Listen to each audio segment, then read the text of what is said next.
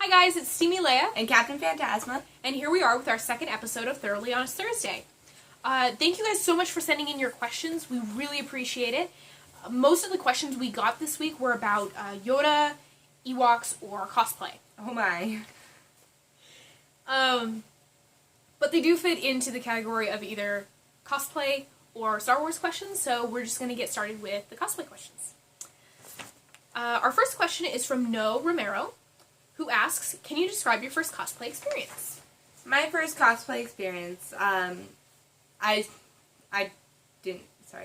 talked about it on the last video, not much, but it was at Calico Ghost Town, and I was an airship mechanic, and our whole family was doing it, but my costume, it was all great, except the helmet didn't fit at all. It had no shape. It was a cheap Dollar Tree plastic. The cogs and gears were flying off to where it was just hot glue. Always sand your surfaces.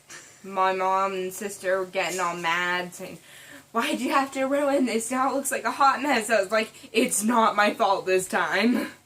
There are downsides of budget cosplaying. But for me personally, my first cosplay experience was at Anime Expo. I was dressed as Inner Mocha from Rosario Vampire, which is an anime show. And I have to say that I was in love with this costume at the time. Looking back at it, it is just horrid. It is. It's terrible. The dress itself was a knockoff fairy. Yeah, it was like a sexy gothic fairy or something from a Halloween store. I think I got it on sale one year. Fit right, like. No, it didn't. It was tight and in some places, loose in the others, and none in the right places, by the way. So I had an ill-fitting dress to start, and my wig kept falling off my head because I didn't wear a wig cap. As well as my makeup was off, my shoes were uncomfortable because I didn't test run them before a convention, which you should always do. So it was a mess. I was a mess. But even though I heard my mom say, "Hey, you look ridiculous, this costume is awful." Yes, she did, I know. But I felt awesome, you know? And yeah, that's really what it's all about. It's about being a geek and taking that geekdom to the next level through cosplay by jumping into this character's persona, wearing their skin around for a day, and being someone new. It's really a lot of fun. And even though it was a poor costume, it was a positive experience.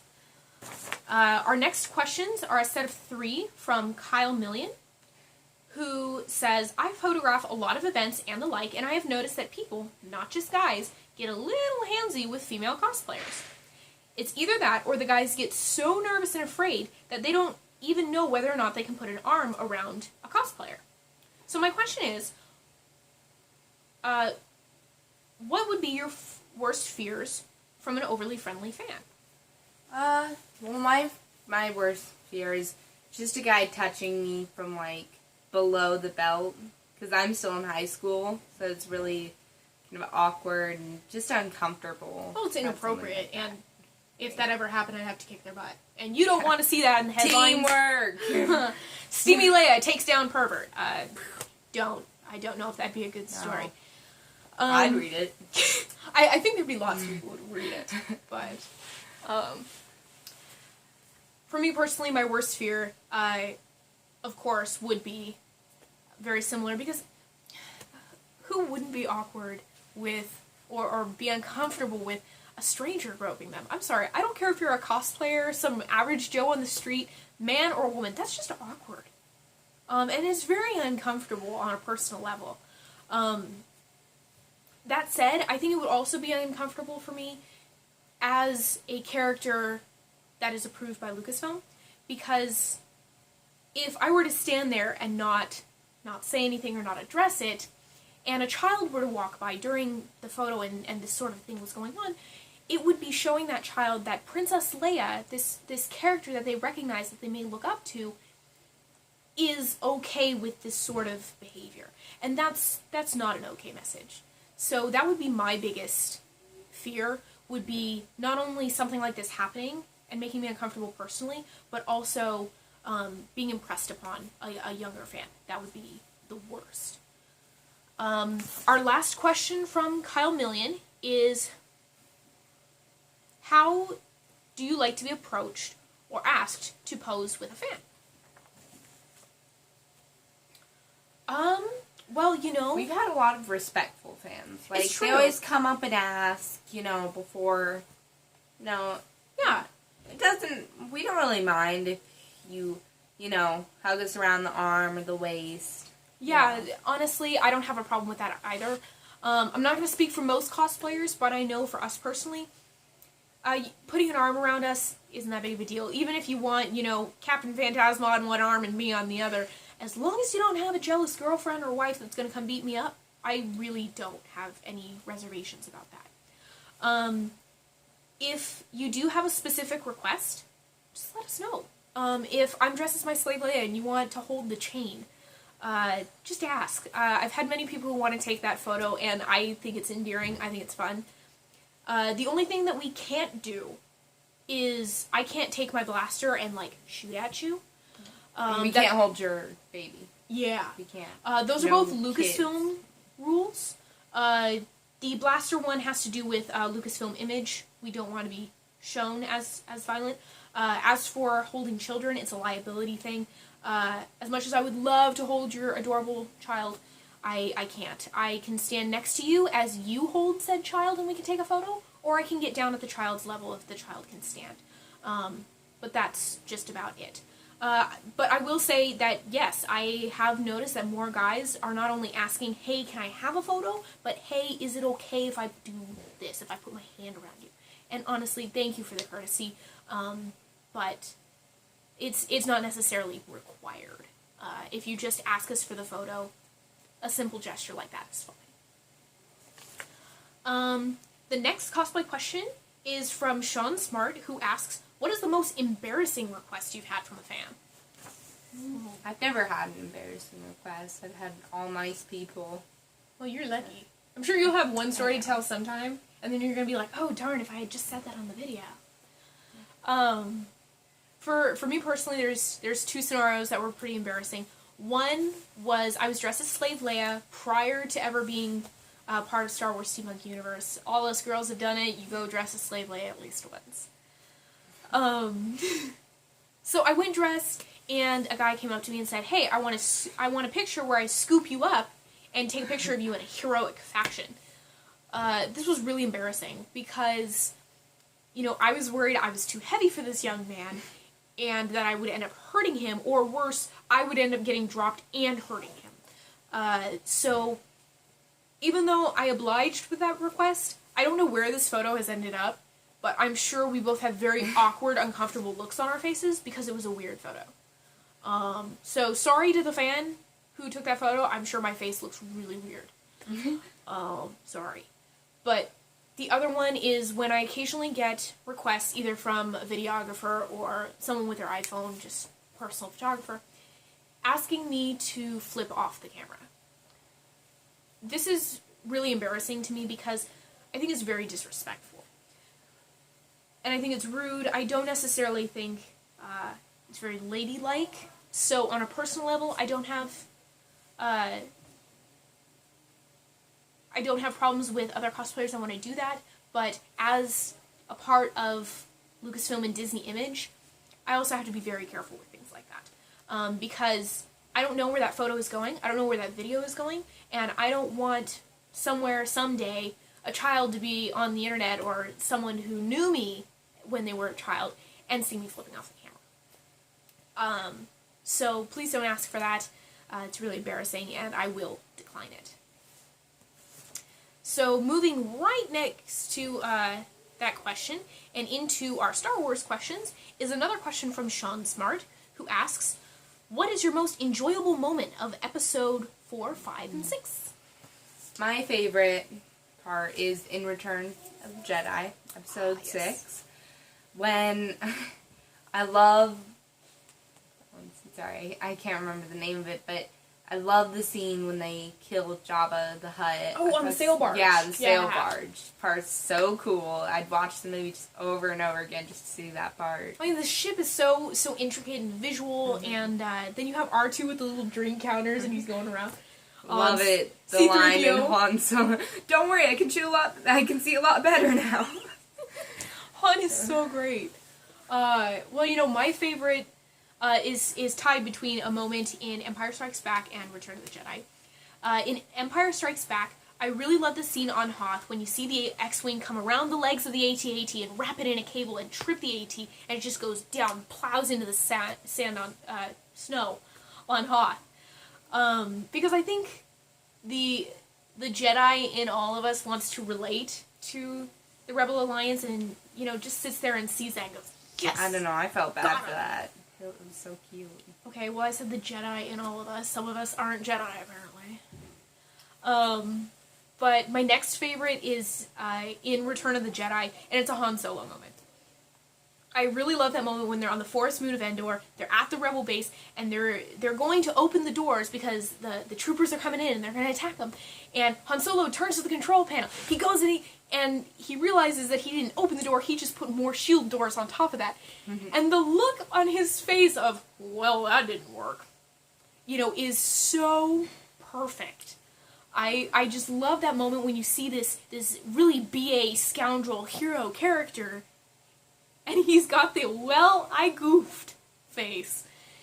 It's a classic human Han moment that I think we all relate to. And our next question comes from Jason. I'm sorry, I'm going to say your last name wrong. Calagian? So hard to say. I'm sorry, Jason. But he says, despite their cuteness, I generally despise Ewoks. His question is, do you think that the Endor scene in Return of the Jedi would have been greatly improved if instead of Ewoks, the Rebel commanders ran into the escaped Wookiee slaves? I think that would have been great. Yeah, it'd be cool, but I just feel Wookiees like... are cool. Yeah, I just feel like Chewbacca would get really lost, though, in that whole battle. And you won't be able to tell them apart, and that's my problem. It's true. I think we would have lost a lot of great Chewie action moments if we had been surrounded by so many other Wookiees. Just because kind of like even when you're watching the scene and you see all of the Ewoks, they all kind of run together. I mean, you might kind of recognize Wicket, but the rest of them just all kind of blend together. For me too, I also have to say that I would have loved to see Wookiees on Endor as escaped slaves of Kashyyyk. I think that would have been awesome. But we also have to consider the production costs. And we have to consider it from a business point of view, which, with the movie-making industry, is how you kind of have to look at it. One was, Ewoks are cuter, and they can sell things. Yeah, make more toys and products. TV shows for kids. You know, it makes sense why they chose that. And also, even though it looks a little mismatched with, you know, these cute little space bears being killers, it isn't the first time that we've seen this in the films where some unseemingly, you know, dangerous character ends up being the killer. I mean, when you watch Pet Sematary, you see this cute little blonde kid, and you're like, oh, he's so cute, and then you're like, ah, I take it back. And Gremlins. And Gremlins, yeah, you know, there's cute little things.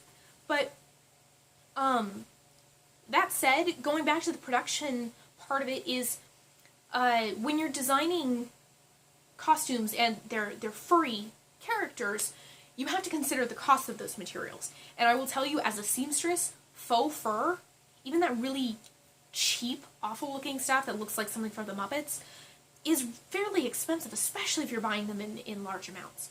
It's expensive material. So if you're building costumes for a smaller model, whether it's a child or a shorter actor that George Lucas commonly employed, these costumes are not going to call for as much material. And so the costs are going to be lower. Because if you're costuming those same characters, but instead now they're Wookiees, now we're dealing with a creature that is no longer about 4 feet tall. We're dealing with creatures that are between 6 and 8 feet tall, which is a lot of faux fur. It just is. But I did a little research, actually, and it says that for The Force Awakens, the combined costume production cost for Chewie, R2, and C-3PO is $18 million. So even if we divide this 18 million evenly among these three characters, which I know it's not even, but just for the sake of argument, it would mean that a Hollywood Wookiee costume costs about $6 million to produce today. Meaning that in 1983, it would have cost around $2,500,000. Just to make that single Wookiee costume for Peter Mayhew and his measurements. So, in all, there were 32 Ewoks on the moon of Endor. So, if you replaced every single Ewok with a Wookiee, we're talking 32 Wookiees on a set. And at that price, even though I can't seem to find any research on what the Ewok costumes cost, just for the change to Wookiees, the 1983 overall Star Wars production cost would have risen by more than $79 million in 1983. So, that's a lot of money. So I can see why financially they decided to do the Ewoks, and as a business venture, it just makes a lot more sense. But yes, it would have been cool to see Wookiees. Our next question is from No Romero, yet again, and he says, what race or species is Yoda? Is he a gremlin? Is he a goblin? I don't even know if there's an answer for this question. Well, you know what? That's a good question. It is a good question because you're right. Kind of looks like gremlins, like the ones after they're not cute anymore. But there is no answer for this. Google it if you want, but we don't have any canon reference saying what race he belongs to. So even if you were to find some explanation, it would probably be in the old EU, and that's no longer considered canon. So until J.J. Abrams or one of our new movie producers comes up with a name for his race, we don't really know. All we do know about Yoda's race is that they are short, green, humanoid carnivores who are strong in the Force as an entire species. So they are commonly Force users or Jedi. And our last question is from Rob Fossey, who asks, what's your theory on Luke in Episode 7? I think that he's going to be a bad guy. Bad guy. Do you think he's going to be Darkseid? I do. When we saw the preview, that scene where he was touching R2 with the robotic when arm he says, I and have the the black